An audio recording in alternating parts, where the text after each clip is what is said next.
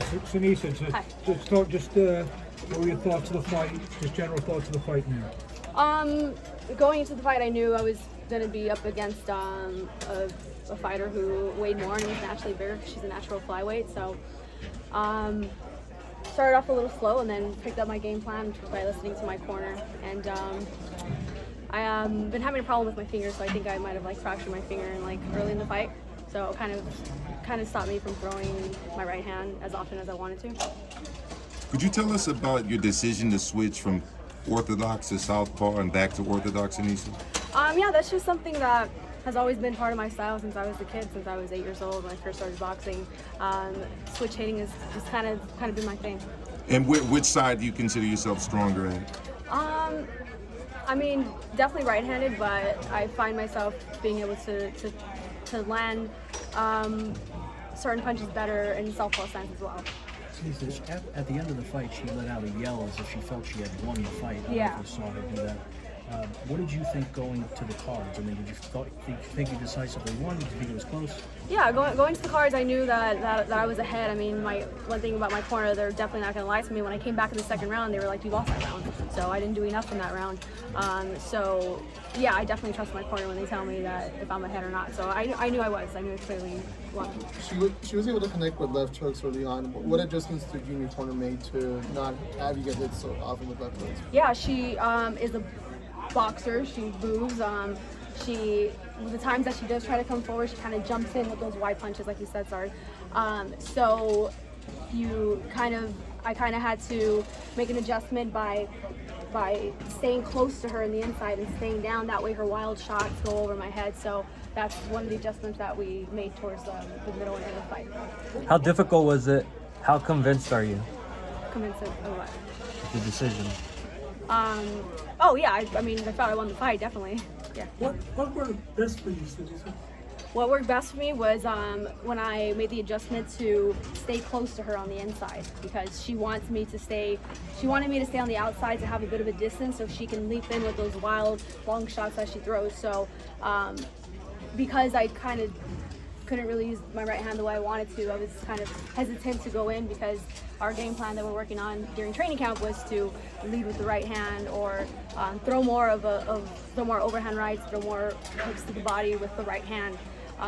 So it kind of took me a bit I kind of had to adjust that, because I was like, okay, I can't really use my right hand the way I want to, so I kind of had to get in the inside by just covering up at times and just staying low and then countering. Stylistically, was she one of your most difficult opponents, and how would you rank her amongst the many opponents that you faced? Stylistically, I think, I mean, she's a natural flyweight, so that was definitely something that made it difficult, because she was going to go in there as the bigger, heavier fighter, and I already knew that going into the fight. And yeah, it's difficult to fight somebody who kind of just leaps in with wild shots like that. You have to have good timing, and you have to make sure that you don't get caught on the way in or on the way out with certain shots, which of course I did get hit with certain shots like that, but then when my trainer kept reminding me to make those adjustments, make sure you stay low on the inside, that way your shots go over your head. How different would a fight with Valle look, do you think? I mean, I feel like I've faced fighters in my career who are better than Yokasta Valle. She's just very basic, slow feet, no footwork. I mean, it's the fight I've been wanting. I just want the undisputed fight to happen already. Now that you Do I think what? Yudica is better than her? Well, it's different styles, because Yudica is more of a boxer mover. Yokasta kind of just stays in one spot and comes forward. Now that you've got a little acquainted with her in the ring tonight, how excited are you for that unification of that undisputed title, and you feel now that the undisputed title is now in reach? Yeah, I hope so. I mean, hopefully her being here is a step forward to making the fight happen. This is the date that we offered her to fight for the undisputed fight, but they couldn't make it happen, whether it was her and her team and Goldberg Promotions, whoever. They just didn't make it happen for this fight. So hopefully we can get that going next. You mentioned about going to her backyard. Would you be willing to do that? I'm not going to Costa Rica. She makes chump change in Costa Rica. If she wants to make good money, she can come here and fight me. The offer that we made to her in the first place was very good. So yeah, there's no reason for me to go there. She can come here. How confident are you that fight could realistically be next compared to after the Rubric fight? I mean, yeah, I'm pretty confident that it could happen next. I mean, hopefully her being here wasn't just her just showing up just to show up. Hopefully that was a step forward into making the fight actually happen next. Seniesa, a lot of the noise in women's boxing is in the upper weight divisions. Katie Taylor, Clarissa Shields, Savannah Marshall, etc. We've seen what Inoue's been able to do as a lower weight fighter in men's boxing. Yeah. The pathway to his success has been through undisputed. Is that what you're chasing as well? Definitely. My goal is to be undisputed in 3 different weight divisions. So I want to do it by starting off being undisputed at minimum weight, going up to light flyweight, doing it there, and then going to flyweight, and hopefully doing the rematch with Marlena Esparza when she has all the belts. That'll be a great fight, big fight for women's boxing. So yeah, that's my goal. How do Be you think more than one. working with Oscar and Golden Boy before and trying to make the fights, on the other side, does that become difficult, or have you guys already, just because your relationship there? Yeah, I mean, of course that's played a part. It's business, and I think Golden Boy Promotions, they know what's going to happen when I face Yokasta Valle. They know who's a better fighter skillfully.